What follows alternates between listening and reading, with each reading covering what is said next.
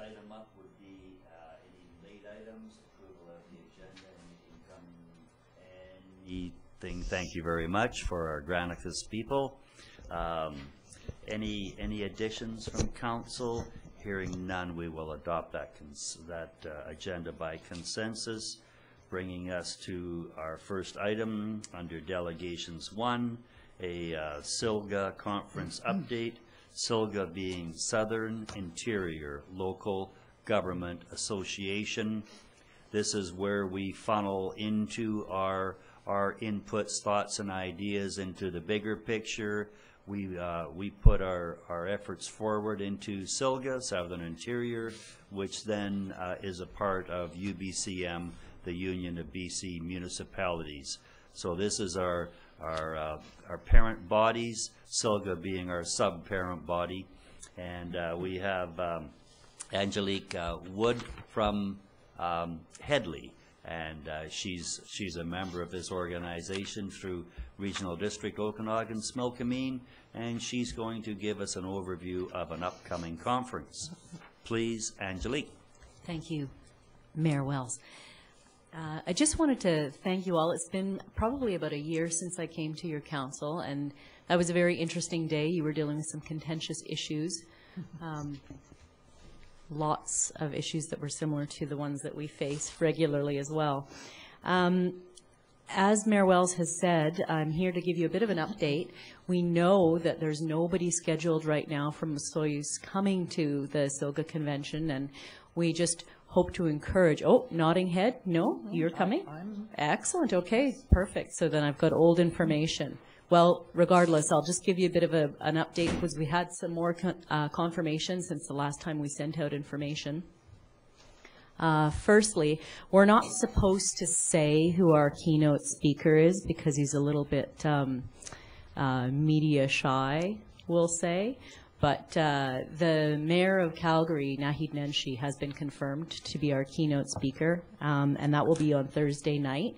He promises to be a pretty interesting speaker. I haven't seen him in the past, but he's apparently very engaging. And the format will be he'll talk for about 15-20 minutes, giving a brief overview, and then he'll take 3 questions from the audience, which he should be answering in great detail. So that should be a really interesting thing and one not to miss. In the afternoon, we've got the vice president from WestJet talking about building corporate culture and about really creating team. So I think that for any of us who are looking at another year or another term in politics, it's certainly one to consider if you're thinking about running again and, again, developing strong culture within. And we've also got a neat speaker on Friday, Chad Shipmaker, who works for the Howard G. Buffett Foundation. And, you know, we live in a place of real plenty, and it will be interesting because his work has been around food security in countries where there's very little food security. So looking at issues that we have here in our own country, but contrasting them to what's going on in the rest of the world. So we do have quite a few other things happening. I won't go into the details. The recent newsletter that was sent out has most of the information. I did just want to correct, on the second page, there's an incorrect note. Wednesday afternoon is what's been calendarized as the sterile insect release facility. That's actually happening on Tuesday afternoon. So just make note of that. And if anybody has any questions, I'd be happy to answer them. I'm just looking at some dates. So the conference dates are when? The parts where we're doing with the resolution are the Thursday and the Friday are the actual AGM components. There are 2 previous days, Wednesday and Tuesday, have been filled up with more social events. There's golfing and the sterile insect release. So for people who are not from the area, what we've tried to do is build in some additional things for them to do to make the most out of their trip and really highlight what this region has to offer. And because Penticton is so close to so many of our other towns and cities, we really wanted to create a bit more awareness because for a lot of these municipalities close to Penticton, we're a little bit more like suburbs. So really trying to feature a bit more about the area. And I should say, in our final portion of the second page, we talked about some upcoming events. The education session, Is There a Doctor in the House, is being finalized for the first week in May, and it looks like it's going to be May 7th. I don't think Osoyoos is having the same problems as some of the other places like Princeton and others. But what we've found in the whole of the Southern Interior region is there are lots of communities that are going through the ups and downs of physicians coming and going. And we're realizing now more and more that this is part of a trend, because it's typical now that doctors' terms are not the forever thing that they once were. You know, we used to see a doctor come to our community for 20 to 40 years and stay. It's much more like a 3-year cycle. And so communities that have dealt with the exodus and then think there's nothing left to do, we're really trying to create a bit more education around being prepared and really always ready to sell your community, not just to investors, but again to physicians. And one of the key things that we found, the places that are having the greatest success have a readiness, have essentially a welcome committee, and have a preparedness to showcase what they have to anyone coming in. So it's certainly that that session, we expect between 30 and 60 people. We're going to be having it quite likely at the TNRD, the Thompson Nicola Regional District offices. And we held an accounting session earlier on this year, and it was very successful, where rather than you going to a full day or full weekend conference, you have just a couple of hours out of your schedule. It's a drive and you're back home that night, and a bit more economical and for your time as well as your money. Great. I guess on that note about the Is There a Doctor in the House? Mm-hmm. There's an award-winning, well, it was award-winning at the Palm Springs Film Festival, Canadian movie called The Grand Seduction. Mm-hmm. Brand new. Mm-hmm. It's Newfoundland, absolutely hilarious. It's so Canadian. Gordon Pinsent is starring in it. And it is about an outport in Newfoundland and how they deal with their doctor situation. If you get an opportunity to see The Grand Seduction, it's just too Canadian. That's great. That's great. One other question, Ms. Wood. There was no partial attendance at this. Is that correct? Because I think it was attractive to quite a few people, particularly when we're close. Mm-hmm. And I know I think it had been back and forth. It was attempted, and that is off the books. There is no partial attendance. Well, I did take your comments back to our last conference planning meeting, and they were taken very seriously. Unfortunately, we didn't make any action at that meeting to make changes. So what I would suggest, because it resonated with everybody in the room, if you're reasonably close to Penticton, it doesn't make sense. You know, it's hard to justify an overnight stay. It's hard to justify a lot of those things. But you may want to just attend one or two things. I would say that an incursion has been made into the consciousness of the SILGA board. So if you are interested in making that argument, I would write a letter and request your... I'm on the conference committee, and I'll vote in favor of partial attendance. Because it's true. I mean, it's true for any of us that are not that far from Penticton, both because of time and because of money. So. Okay. Thank you. And as you well know, representing Headley, we never get conferences where we're close. Right. So it doesn't happen very often where we have that opportunity to travel home and spend our nights at home. So it would be great if we could do that and pick off some of, because there's some good people that I would like to attend. And of course, earlier on, you haven't seen my registration there because I didn't see what is looking for. Yeah.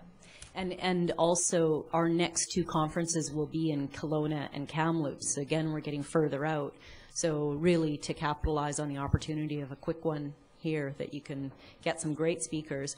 You know, I have to credit Chad Eliason, Councillor in Salmon Arm, for putting together the speakers that we've got. He's been phenomenal at getting great speakers at great prices, mostly this.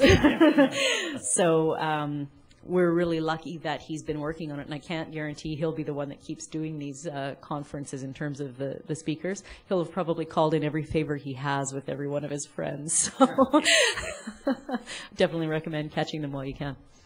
Okay, Councillor McCordock, please. Thank you. Yes, thank you for the update. It looks more interesting than it did when I signed up for it. And I'm certainly planning to attend, and probably will, and I have registered. And I think Councillor Ryan has registered as well. So there will be two of us there for sure.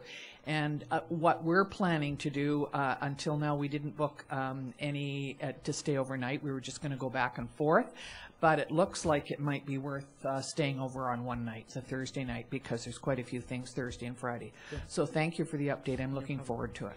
Yeah, when you start to factor in your gas costs and your time, it becomes, you know, pretty reasonable to stay over, but it's always that juggling between figuring out how much you'll see and what it's worth. So thank you for your time, and with that, I'll bid you adieu and let you get back to business. Great. Thanks so much. Thank you, Ms. Wood. We'll see you on Thursday. Thank you, yes. Okay, next item on the agenda, under business, Fire Hall referendum update, report from CAO, Mr. Remenko. Thank you, Mayor Wells.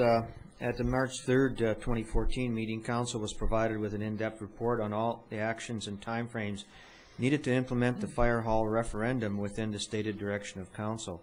Stated direction of Council was to have the referendum held between the long weekend in May and the end of June. At the time of the March 3rd report, the administration was working to meet the stated timelines. What were needed were the Class B estimates from our architectural firm that could be used in the borrowing bylaw. The architects were working to have the estimates the first week in March to facilitate our timelines. Prior to the estimates being provided, a meeting was held with the architects, contractors, administration, and the fire department to review the developed drawings. Acceptance of these drawings by all parties would result in the development of the Class B estimates within the stated timeframes and enable the borrowing bylaw process. Unfortunately, the meeting with all parties didn't result in all parties agreeing to proceed with certain elements of the planned facility. The result was the contractors and the architects having to review elements of the design drawings, provide additional information, and pursue further costing. This additional work has created the situation of the administration not being able to bring a borrowing bylaw to Council on March 17th and achieve referendum implementation on June 21st. Administration has received no estimate of when the additional actions will be completed. Therefore, administration can't develop a new referendum implementation schedule. Administration is hopeful that additional information can be provided and the architect's report provided in early April so that a new referendum date can be approved by Council. Council will receive a new report when the Class B estimates are provided by the architect. So basically, administration is looking for Council's direction on when to establish a new date for the referendum. The options being presented are wait for the new information and establish a new date for the referendum at that time. Identify the parameters of a new date so that administration can assess our ability to respond to the new time frame. These parameters could include referendum in July and August, a fall referendum mid to late September, a referendum to be held concurrently with municipal election, and 3, request a report from the administration that outlines the administration's ability to deliver on the referendum in all of the above stated time frames. So we're looking for direction on this particular matter at this time. Thank you. Council? Councilor McCordock. Yes, thank you. Thank you for this report. I think that unfortunately it has been stated in the paper that it's going to be on June the 21st, and that's obviously not we're not able to hold it at that time. So I certainly agree with all of the options that you have in terms of waiting for new information, but also sort of being ready in case some information comes forward, and then we can act on it fairly quickly. So I'm certainly in favor of 1 and 3, and I assume 2 because it sort of relates to 3. Okay, thank you. Let's have some discussion. Okay. This isn't a motion Yeah. meeting anyway, this is a direction meeting. I think the main thing is to get the message out to pull the date off the table. And the rest of it is certainly everything, all of the above come into play, because we're re-looking at this, and now we get into July, and it's going to have to be a decision of council. If it comes up July, there's some of July that you probably would want to do it with. I think there's some of July, if we look at the hard month of July 15th to August 15th, I think that we'll take that back. Like, that probably shouldn't be a date, at council's discretion, of course. But I think if we pull that date off with an explanation in some press release form, or it just didn't work. And in that we can put out, for example, the minimum 80-day time frame, so that people understand that is the absolute minimum, and we're looking at how that will play out. Councillor Plon.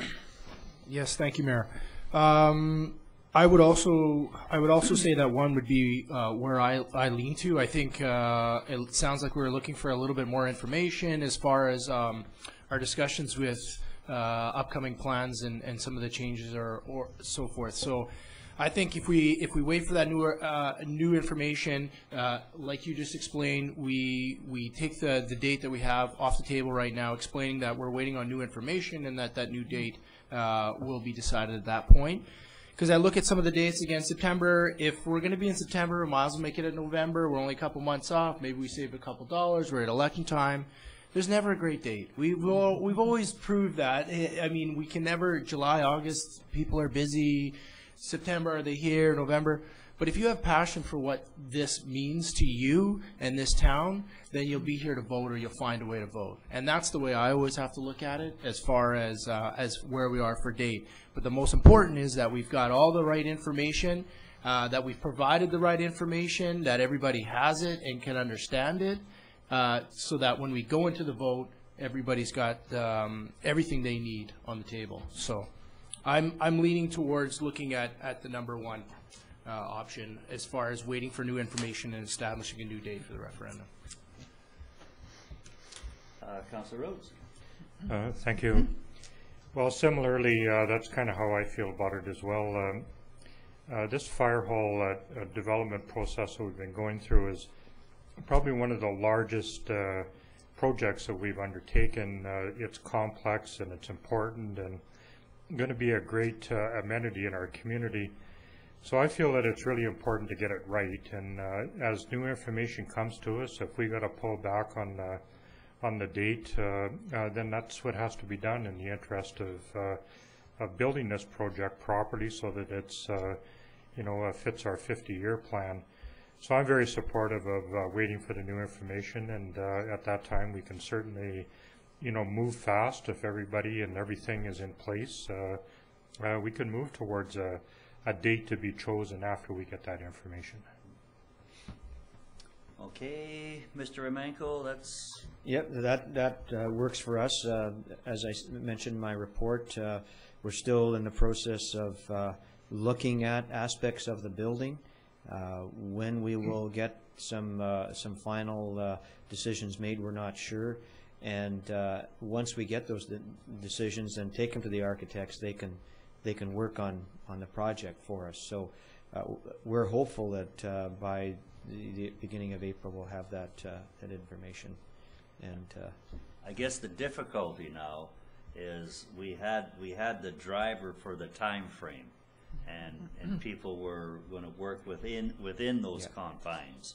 Now that we've removed that date, everyone's going to go, and we're going to be hard to keep the motivation high enough to make our next set of dates. There's no doubt, even from a communication plan wise, in terms of making sure that people got good information so that they came to the referendum knowing what they were voting for. This is going to cause us some real problems, and that's why we take a look at the whole communication plan of in the summer. There's issues with that.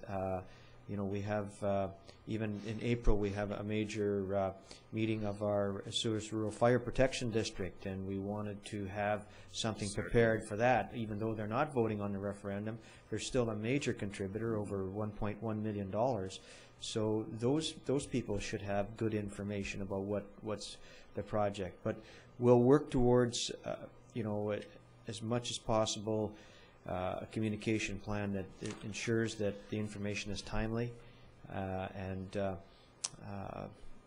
it's going to make it a lot more difficult communication-wise, because there's a lot of information now out there, I know, that is very speculative, and we may have to do some things initially now once we get a date, and then closer to the referendum date, just to maybe quell some of the fires that are there. Anything else? Okay, well, good luck at keeping the burner turned up to a moderate degree under the issue. Thank you. On that topic, and this would be almost an addition to the agenda, do we ever have an opportunity to have input into voting styles, other jurisdictions such as Washington State? They're voting by mail-in ballot on a large number of issues that they face down there. We keep trying to be transparent and responsible, and while the snowbirds are away and these people are here and we can't do it in the summer, is there ever in British Columbia, is there an opportunity for us to look at voting styles? I'm not that sure. I know we had discussed previously about electronic voting, and I would have to bring something back to council. I know that it is probably in some way, shape, or form legislated by the province. Again, it brings a whole number of issues relative to cost, and I think that was one of the major factors about electronic voting, and then also securities and mail-in voting, And then we see, Washington State with a population of 9 million people, they're voting on some major issues by post. So I just look at, again, trying to find maybe there's a method out there that gets rid of some of our issues with when we vote. Well, and now that you've brought it to the table, this is something that we'll work towards including in the administration's report to council on, what are the maybe the voting options, because that may have an influence in the timing as well. Good. Maybe we should direct this at our two delegates going to the SILGA meeting, a rising motion, and maybe see if there's an appetite at SILGA to have that discussion, and we could be having that with all the communities out there, be it electronic or postal or yeah. Okay, that's fine. Thank you for that indulgence. Anything else? Hearing none. Motion to adjourn. Rhodes, McCordoff, all in favor. We're adjourned.